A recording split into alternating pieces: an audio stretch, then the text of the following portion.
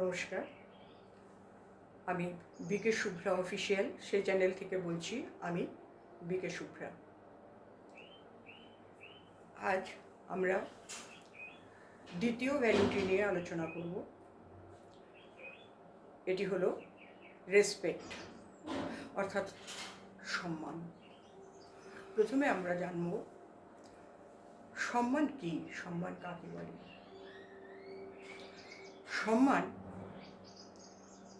একটি মূল্যবোধ, মৌলিক মূল্যবোধ, যা মাধ্যমে আমরা প্রতিটি ব্যক্তিকে তাদের মূল্য এবং মর্যাদা স্বীকৃতিপূর্বক সম্মান দিয়ে থাকি।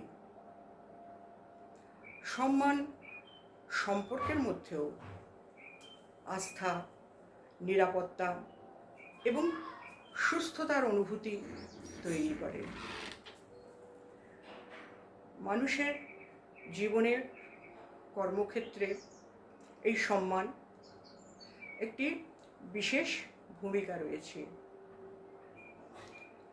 এছাড়াও সমাজের ঐক্যবদ্ধ থাকার যে উন্নতি প্রসঙ্গে সমাজকে সেই ব্যাপারে আরও উন্নত করবার জন্যে সম্মান এবং রুচিসম্মত আচরণ আমাদের এটি একটি বিশেষ ভূমিকা ধারণ করে রয়েছে।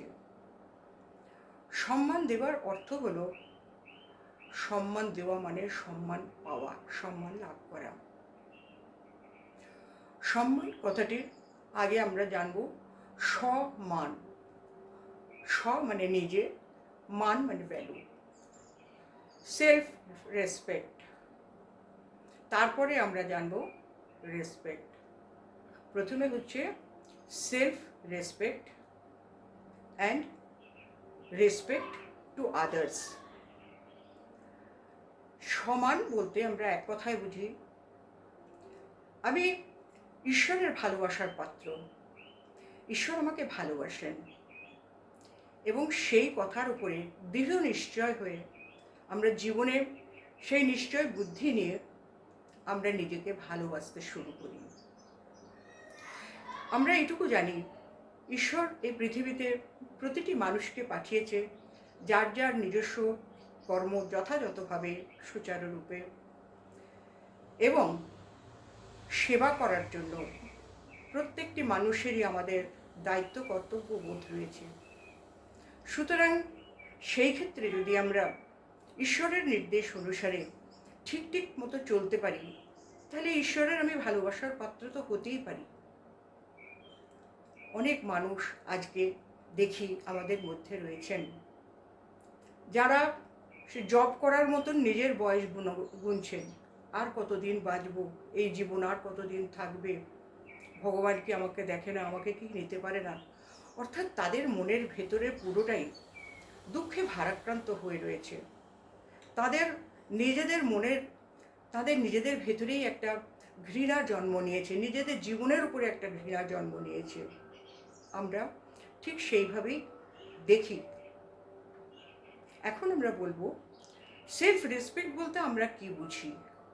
সেলফ রেসপেক্ট বলতে আমরা আমাদের পাওয়ার, পজিশন, তারপরে অ্যাপ্রিসিয়েশন, তারপরে স্যালারি, নিজেদের স্ট্যাটাস, এগুলো আমরা সাধারণত বুঝে থাকি। অর্থাৎ সেলফ রেসপেক্ট মানে নিজের গৌরব বা গর্বের কথাগুলিকে আমরা মনে করি, কিন্তু আসলে তা নয়। এইগুলি আমরা কেন বলি? কারণ যেহেতু আমরা যথেষ্ট বডি কনসিয়াস, সেই বডি কনসিয়াস থেকে আমরা রোল কনসিয়াস হয়ে যাই।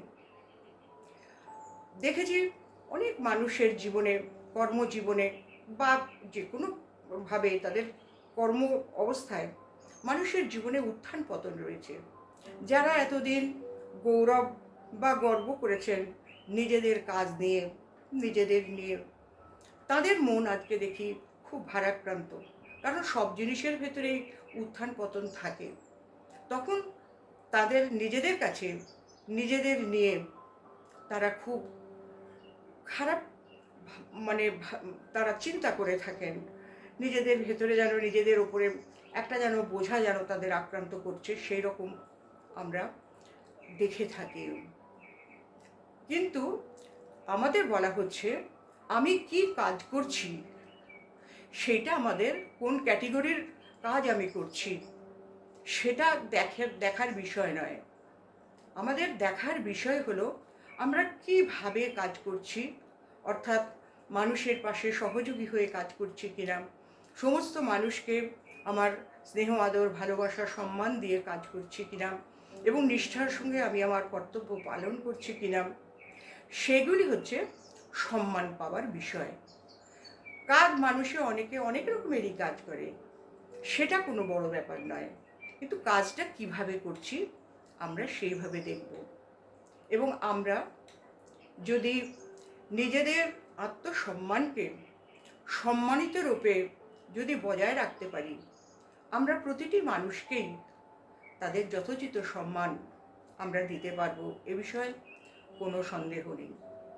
আমাদের ভেতরে অনেক আছেন যারা খুব বদমেজাজি বা একটু রাগী কিংবা আরও অন্য কোনো পৃথক স্বভাব নিয়ে যারা চলেন, তাদের দেখা গেছে তারা সম্মান যদি না পান, সেই কারণে সেই লজ্জায় তারা আমাদের মতন সাধারণ মানুষের থেকে অনেকটা দূরে থাকেন। সেই জন্যে বলা হচ্ছে সম্মান দেখানো এটিও কিন্তু একটি আদর্শ কলা।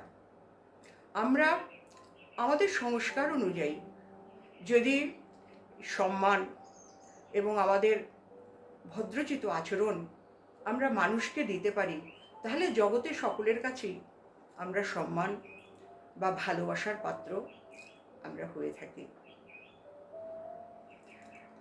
আমরা যেখানে আলো পড়ে, যে জায়গাটার উপরে আলো পড়ে, আমরা সেই জায়গাটা দেখতে পাই। আর যে জায়গাটা অন্ধকারাচ্ছন্ন থাকে, সেইখান পর্যন্ত আমাদের দৃষ্টিও পৌঁছয় না এবং বুদ্ধিও পৌঁছয় না। তার মানে এটা যেন আমরা কখনো না ভাবি যে সেই জায়গাটি শূন্য। সেখানে অবশ্যই কিছু আছে, কিন্তু আমার দৃশ্যমান নয়।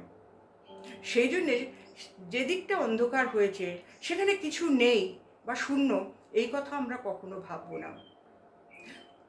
এই জন্যে বলা হচ্ছে যদি সম্মানকে বিভাজন করে আমরা দেখি, তাহলে সেখানে সম্মানের অসম্মান হয়, সেখানে আমরা সম্মানকে বজায় রাখতে পারি না। আমরা সুন্দর একটি কথা জানি, আপনি আচরি ধর্ম শিখাও সবারে। সম্মান কিন্তু কোনো মহিমা বা স্তুতি এ কথা মনে করবেন না। সম্মান হলো এমনই একটি জিনিস যা মানুষকে তার কর্মে অগ্রগতি হতে সহায়তা করে, তাকে সম্মানিত তো করেই, এমনকি তার লক্ষ্য পর্যন্ত তাকে পৌঁছতে সহায়তা করে, তার কর্মে অনুপ্রেরণা যোগায়, উৎসাহ যোগায়। আমরা দেখেছি কিছু কিছু মানুষ, ধরুন আমরা 5-6 জন মিলে একটা জায়গায় বসে আমরা কথা বলছি, এই 5-6 জনই আমাকে চেনেন বা আমিও এই 5-6 জনকে মোটামুটি চিনি। সেখানে পার্টিকুলারলি একজন ব্যক্তিকে নিয়ে আমরা তার অভূতপূর্ব সম্মান করতে তাকে শুরু করলাম, প্রথম থেকে শেষ পর্যন্ত। তাতে কি হয়, বাকি যে আর 4 জন বা 5 জন রয়েছেন তারা দুঃখ পান, তারা অপমান বোধ করেন, তাদের মন ভারাক্রান্ত হয়। সেই জায়গায় সম্মান অসম্মানে পরিণত হয়। সুতরাং এই বিষয়ে আমাদের খুব সতর্ক থাকার দরকার আছে, কারণ সম্মান একটি মূল্যবান ধর্ম। সেই কথা মনে রেখে আমরা দেখি অনেক সময় নিজেরা কথা বলতে বলতে একেবারে চ্যালেঞ্জের মুখোমুখি হয়ে যাই। সেই ক্ষেত্রে আমাদের কি করণীয়? চুপ করে যাওয়াটাই আমাদের বাঞ্ছনীয়। তাহলে কি হবে? সম্মান উভয় পক্ষেরই বজায় থাকবে। এখন আমরা বলবো যে সম্মান আমরা কিভাবে দেখাতে পারি। মানুষকে কিভাবে দেখাতে পারি। কারণ সম্মান দেখানোর জন্য স্তরের পর স্তর এক এক জায়গাতে এক এক রকমভাবে আমরা মানুষকে সম্মান করতে পারি। প্রথমে আমরা বলবো, আমরা মাতা পিতাকে কিভাবে সম্মান জানাবো। আমাদের মা বাবার নির্দেশ নিয়ে আমরা যদি ঠিক মতন কাজ করি, সেটা হবে আমাদের মা বাবাকে সম্মান জানানো। তারপরে আমরা বন্ধুকে সম্মান কিভাবে জানাবো। বন্ধুর পাশে সহযোগী হয়ে আমরা বন্ধুকে সম্মানিত করব। কোনো উচ্চপদস্থ ব্যক্তি, সম্মানীয় ব্যক্তি, তাকে আমরা সম্মান কিভাবে জানাবো। আমাদের বিনম্র ব্যবহারের দ্বারা। একজন সাধারণ মানুষ, খেটে খাওয়া মানুষ, তাকে আমরা কিভাবে সম্মান জানাবো। তাকে আমরা সম্মান জানাবো যে বা ধন্যবাদ দিয়ে, কারণ যে তুমি এত কষ্ট করে জীবিকা নির্বাহ করছো, এত পরিশ্রম করছো, তুমি জীবিকা সৎ উপায়ে জীবিকা উপার্জন করছো, তোমাকে ধন্যবাদ। সেইভাবে তাকে সম্মান জানাবো। একজন ভিক্ষুককেও আমরা সম্মান জানাতে পারি। কিভাবে? অনেকে তো ভিক্ষুকের দিকে ফিরেও তাকান না, সেটা খুব স্বাভাবিক, সেটা তার পেছনে কোনো কথা আমার নেই বলার মতন। কিন্তু আমরা যদি সম্মান নিয়েই আলোচনা করছি, মানে প্রত্যেকটি মানুষ, প্রত্যেক স্তরের মানুষ কিভাবে তারা সম্মানের যোগ্য, সেই হিসেবে বলছি। একজন ভিক্ষুককেও আমরা বলতে পারি, তুমি সকাল থেকে সন্ধে পর্যন্ত ভিক্ষে করো, কেন করো? তোমার তো হাত পা ঈশ্বর কোনোটা অভাব দেননি। যে কোনো জায়গায় যে কোনো একটা ছোটোখাটো কাজে থাকো না, তাতে তোমার সারাদিনের কষ্টটাও বাঁচবে, আর নির্দিষ্ট কিছু পয়সাও তুমি পাবে। এইভাবে প্রত্যেকটি মানুষকে আমরা সম্মান জানাই। একটি শিশুকেও আমাদের সম্মান জানানোর প্রয়োজন আছে। আপনারা হয়তো ভাবছেন, হ্যাঁ, শিশুকে আবার কি সম্মান? না, তা নয়। সম্মান শিশুকে এইভাবে জানাবো। প্রথমে আমরা শিশুদের সাথে প্রথম যখন তারা বছর 3 একটু বুদ্ধিশুদ্ধি হতে সবে শুরু হয়েছে, 3-3.5 বছর বয়স থেকে আমরা তাকে আপনি দিয়ে কথা বলি। তাকে যেন তারা বড় হয়ে এইটা যেন তাদের কাছে স্বভাবসিদ্ধ হয়ে যায় বা সংস্কার হয়ে যায়, যে গুরুজনকে বা বাইরের কোনো মানুষ বাড়িতে আসলে তাকে সম্মান দিয়ে রুচিপূর্বক তাকে কথা বলতে হয়, ওইভাবে বলতে নেই। তারপরে শিশুকে আমরা কীরকমভাবে অনুপ্রাণিত করব তার কাজে, তার পড়াশোনায়, তার ছবি আঁকাতে। হয়তো ধরুন একটি বাচ্চা, সে ছবি আঁকতে খুব ভালোবাসে। সে বসে বসে একটা কপির উপরে অনেক রকম সব রং টং দিয়ে তার যেমন মনে হয়েছে সে একটু এঁকে টেকে আমাদের কাছে আসলো, আমার কাছে আসলো বা কারোর কাছে আসলো। বলবে, দেখো আমি ছবিটা এঁকেছি, কেমন হয়েছে বলো তো। তখন তাকে বলতে হবে, তোমার আঁকাটা খুব সুন্দর হয়েছে, কিন্তু আরও ভালোভাবে তোমাকে আঁকতে হবে। হয়তো সেই কথা বলে তাকে দুটো ছবির বই কিংবা একটু ওই রং তুলি বা একটু মোম পেন্সিল কিনে দিয়ে তাকে বললাম, দেখো তোমাকে কিন্তু এই আঁকার জন্য একটা গিফট দিলাম, কিন্তু আরও ভালো আঁকতে হবে, যাতে তখন তোমার কিন্তু গিফটটা আরও অনেক ভালো হবে। আমরা শিশুকে এইটা হচ্ছে একটা মস্ত বড় সাইকোলজি শিশুদের। আমরা যদি শিশুর আঁকা দেখে প্রথমেই যদি বলি, বাহ তুমি তো খুব সুন্দর ছবি আঁকতে পারো, সেইখানেই স্পয়েলড হয়ে যায় সব কিছু। কারণ সে বুঝে নেয়, আমি তো সার্টিফিকেট পেয়ে গেছি, আমি তো প্রশংসা পেয়েই গেছি, আমি যাই আঁকি না কেন অবশ্যই সবাই ভালো বলবে আমাকে। সেই জন্যে শিশুর এই আঁকাকে কখনো আমরা বলবো না, বাহ তুমি তো খুব ভালো ছবি আঁকো, কখনো বলবো না। কি বলবো? তোমার ছবিটা বেশ সুন্দর হয়েছে, কিন্তু তোমাকে এর চেয়েও আরও অনেক ভালো ছবি আঁকতে হবে। সেই জন্য শিশুর সম্বন্ধে তাকে অনুপ্রেরণা দেওয়া বা তাকে সাহস দেওয়া, এনকারেজ করা, এইগুলো আমাদের একটু দৃষ্টি দিয়ে দেখতেই হয়। আজকের দিনে দেখা যাচ্ছে যে শিক্ষাগত যোগ্যতা যত উন্নত হচ্ছে, মানুষের নৈতিক মূল্যবোধ ততটাই হ্রাস পাচ্ছে। ভেতরের যে চেতনাগুলো, সেগুলো যথেষ্ট হ্রাস পাচ্ছে। নৈতিক আদর্শ কিন্তু কারুকে অসম্মান করা বা কারোর প্রতি অভদ্র আচরণ করতে শেখায় না। এবং সেই কারণেই নৈতিক সচেতনতার অভাব থেকেই আজকে আমাদের সমাজে অনেক কিছু দেখা যাচ্ছে যে দুর্নীতির পথে এগিয়ে যাচ্ছে, সেটাও একটা কারণ। যেমন ধরুন, একটি ছেলে, সে হয়তো 2-3 বার চুরি করেছে, তাকে আমরা তার নামের উপরে লেবেলিং করে দিয়েছি, তাকে দেখলেই আমরা বলি ওই ছেলেটা চোর, চোর, চোর, ওই ছেলেটা চুরি করেছে, ওই ছেলেটা চোর। হয়তো এমনভাবে বলি যে তার কান পর্যন্ত স্পর্শ করে। কিন্তু জানেন, আমাদের এই অভদ্র আচরণ মানুষকে অনেক অধঃপতনে নেমে যেতে সাহায্য করে। কখনো আমরা তাকে এইভাবে অবহেলা করে তার সাথে এইভাবে আমরা কথা বলবো না। ভগবান বলেন, যে গর্তে পড়ে গেছে তাকে আরো গভীর গর্তে তাকে ঠেলে দিও না, তার হাত দুটো ধরে তাকে তুলে আনতে চেষ্টা করো। তার কারণ সমাজে আমরা বলি ঠক বাজতে গাঁ উজাড়। কাকে কার সাথে মিশবো আর কার সাথে মিশবো না আমরা তো ভেবে পাই না। সমাজে থাকতে গেলে আমাদের প্রত্যেকেরই দরকার। কখনো আমি এমন কোনো সমস্যায় হয়তো পড়লাম যে হয়তো সেই মানুষটিকেই আমার পাশে এসে দাঁড়াতে হয়েছে, তখন আমি তাকে মুখ দেখাতে আমার খুব খারাপ লাগবে। কিংবা হয়তো এমন কিছু একটা হলো যে তার পাশে গিয়ে আমাকে দাঁড়াতে হলো। সেই জন্যে আমরা কখনোই, কারণ সম্মান দেওয়া যেটা আমাদের অভ্যেস বা উচিত, সম্মান আমরা পাবো ঠিক সেইভাবে, কারণ এটা চেয়ে পাওয়ার কথা নয়। তখন আমাদের কি করতে হবে, যার ভেতরে এই মনুষ্যচিত কর্মগুলো ক্রিয়া করে বা সচেতন, আমাদের কি করা উচিত, সেইখানে তাকে ডাকা উচিত। নিজের সঙ্গে দেখ, কথা বলো, আমার সাথে কথা বলো, তোমাকে দেখে তো অনেক দিন ভাবছি কথা বলবো, কিন্তু সেই প্রসঙ্গেই যাব না, সে কি করেছে না করেছে, তার সাথে কথা বলবো, তাকে দুটো ভালো কথা শোনাবো। তার তো একটা সঙ্গী দরকার আছে, কারণ এতদিন সে কীরকম সঙ্গী সঙ্গে কাজ করেছে। সে যে চুরি করেছে সেটা আমরা জানি, কিন্তু চুরি করার কারণ কি তার পেছনে সেটা কিন্তু আমরা জানি না। তাকে চোর অপবাদ দিয়ে আমরা তাকে আরও খারাপ পথে তাদের চালিত করছি। তখন তার জন্য আমাকে দেখতে হবে একটু ভালো সঙ্গ তার মতন।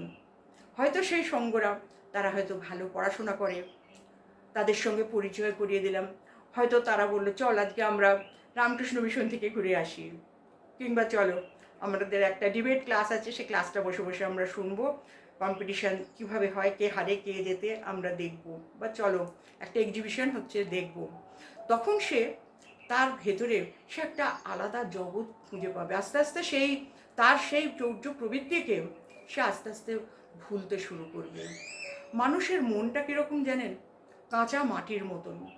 সেই কাঁচা মাটিকে আপনি সেখান থেকে একটা দেবীর মূর্তিও তৈরি করতে পারেন, দেবতার মূর্তিও তৈরি করতে পারেন। আবার সেখান থেকে একটা ধারালো কঠোর একটা অস্ত্রও আপনি সেই কাঁচা মাটি দিয়ে আপনি বানাতে পারেন। সেটা মনের উপরই নির্ভর করে। সেই জন্য আমাদের চেষ্টা করতে হবে কি, আমাদের চেষ্টা করতে হবে যে যতটুকুই বা যতটাই খারাপ পথে চালিত হয়েছে, কোন কারণে সে চালিত হয়েছে, এতটা আমাদের জানার দরকার নেই।